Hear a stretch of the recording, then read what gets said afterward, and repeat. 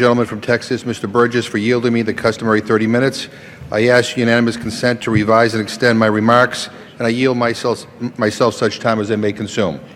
Without objection, the gentleman is recognized. Mr. Speaker, before I speak on this bill, I want to thank Leader Pelosi for leading today's efforts to hold House Republicans accountable for their divisive Confederate flag amendment.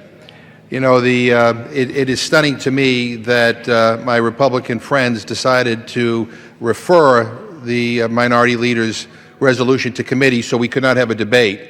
But the legislature in South Carolina could have a debate, but my Republican friends here in the House of Representatives ensured that we in Congress cannot have that debate.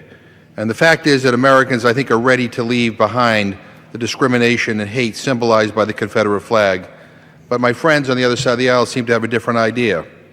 Last night, House Republicans introduced an amendment to the Interior Appropriations Bill that simply has no place on this House floor. It would undo the successful Democratic amendments adopted by voice that would have barred the display of Confederate flags in federal cemeteries and barred the National Park Service from doing business with gift shops that sell Confederate flag merchandise. Simply put, while South Carolina voted this week to take the Confederate flag down, Republicans in Congress were ready to put it back up. And even more troubling, House Republicans tried to sneak this amendment into the bill late last night, hoping that nobody would notice. Well, we noticed. The American people noticed. And I'm ashamed that in 2015, Congress would even consider a measure that seeks to perpetuate the hate and racism that the Confederate flag represents. Now, my friends on the other side of the aisle, especially the leadership, seem to be in a little bit disarray.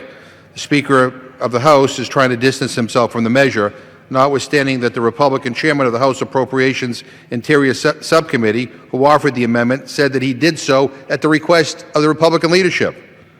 The Confederate flag is a symbol of racism and a reminder of one of our nation's darkest periods of division. It has no place in America's national parks. Congress should not promote this symbol of hate, and now is the time to come together. And I am proud to join with my colleagues who are standing up today for all Americans united against hate. You know, I will be asking my colleagues to vote no on the previous question so that we can bring up the Pelosi resolution before all of us here and have that debate and have that vote. And I hope my Republican friends will join with me.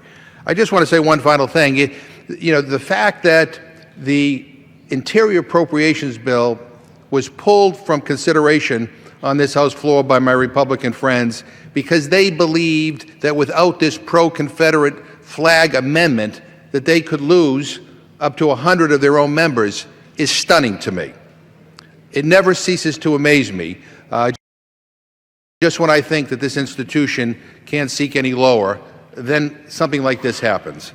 And so, Mr. Speaker, I would urge my colleagues to stand with me and vote against the previous question so we can actually have this debate, a debate I think the American people would want us to have. Now, Mr. Speaker, on the underlying bill,